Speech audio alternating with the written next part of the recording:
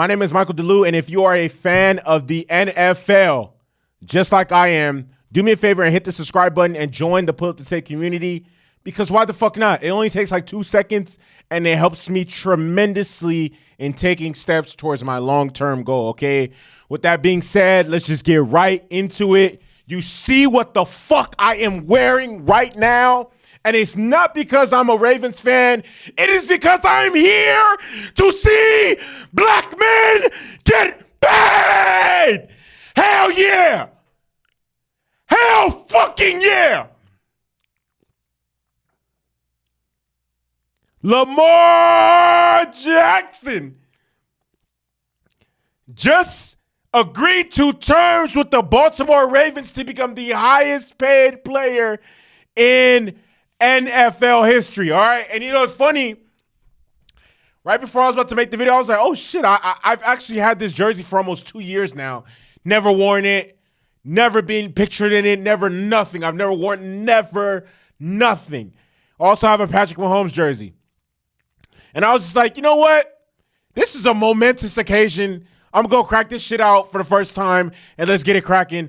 Once again, Lamar Jackson signs a 5-year, $260 million deal, which, like I said, makes him the highest paid player in NFL history. And this culminates a 2-year journey. Because for those of you guys who don't, not those of you guys who don't know, Lamar Jackson is is also in the draft class with Sam Darnold, Josh Allen, Josh Rosen, Baker Mayfield, and him. Those are the 5 quarterbacks that were taken in the first round of his draft class. And he was the last. Well, there was only 2 of those quarterbacks ended up actually being good, is Josh Allen and him. And Josh Allen signed an extension like 2 years ago, and that's when they started negotiating. And it's been a 2-year journey, I emphasize a 2-year journey. And over the course of those 2 years, Lamar has, for example, in March, Lamar requested a trade weeks before they franchise tagged him. And it was just a back and forth situation. And, you know, it's one of those situations where I personally didn't like commenting on it, because I don't like to talk about other people's pockets, other people's wallets, other people's money. But they both needed each other. The Ravens need him, and he needs the Ravens. And they both, during the whole negotiation process, there were times where each of them took turns being the bad guy and being the one that was criticized for the way they were handling the situation. But ultimately, they got the job done, and they came to an agreement. And, I mean, both parties are happy because they needed each other at the end of the day. Lamar requested a trade, then he got franchise tagged. I don't think Lamar was necessarily happy with the type of market that he had when he tried to test free agency and see what teams would actually be interested in his services. And then also being then, the Ravens also were at the point where it's like, you know what, are we not going to re-sign this dude and give him the contract he wants? And, you know, even entertain the idea of him sitting out, and then us, you know, being a waste of a season, because without Lamar Jackson, they're easily the worst team in the AFC North. Easily the worst team in the AFC North. The AFC North also features Deshaun Watson, Joe Burrow, and Kenny Pickett. Like, what quarterback do the Ravens have on their roster that's better than Kenny Pickett? Like, they would easily be the worst team in the division, simply because they have the worst quarterback in Tyler Huntley. Simple as that. So they needed each other. And it's good to see, because it's good to see this happening when it's happening, because this is 5 years from the day that Lamar. Remember, in 2018, Lamar was drafted, but coming into the draft, the whole draft process, you know, Lamar was heavily scrutinized and heavily criticized, so much to the point where there were even talks of Lamar having to play receiver, running back. And in my head, I'm just like, how the fuck is this how is this even a thing? Considering Lamar won a fucking Heisman in college playing quarterback. That he would be asked to switch positions? That doesn't even make sense. And 5 years from then, like, you know, that was 2018. 5 years later, on draft night, on the same night of the draft, Lamar is rewarded with the most lucrative contract in NFL history.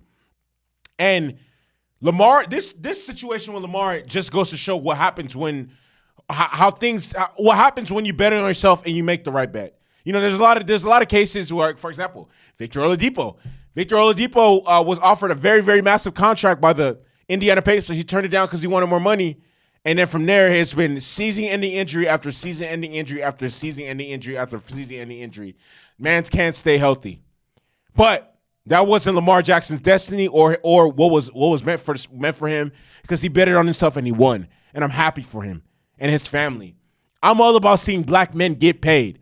I want to get paid. I want to take care of my family. I want every black man that plays professional sports or that makes music or that is the owner of their craft or does whatever to get paid what they are fucking worth. That's what the fuck I want, because we deserve that. If you wake up every single day, you put in the work, you try to perfect your craft, you care about what you do, you try to get better every single day, you deserve to get compensated. No more days where, oh, they love you until it's time to pay you. Fuck that shit. Fuck that shit. Pay that nigga his motherfucking money. All right? And that's what big trust. Big trust. Lamar, outside, man, I'm going to throw some key figures out there. Lamar has won an MVP and a Heisman. An MVP and a Heisman. I don't know how many quarterbacks have done that in the NFL, but I know it hasn't been a lot. To win an MVP and a Heisman, I know it hasn't been a lot. Probably been like 2-3 guys. I don't know. I know it hasn't been a lot. Besides Patrick Mahomes, no other quarterback has a higher win percentage in the regular season than Lamar Jackson. He won the 2019 NFL MVP and also led the league in passing touchdowns that season. This dude deserved every dollar he was asking. And the notion that he wanted a fully guaranteed contract, blah, blah, blah. And it just goes to show, man, the media was trying to portray anything and whatever it is to try and make someone look as bad as possible, to make someone fit some sort of bullshit-ass narrative. But, hey, man, at the end of the day, the Trill always win. I repeat, the Trill always win. My name is Michael DeLu. If you like the NFL just like I do me a favor, hit that subscribe button and join the Pull Up to Take community. Let me know in the comment box what you think of Lamar signing this new contract extension and this new deal. Hit the like button. Subscribe. I'm out this bitch.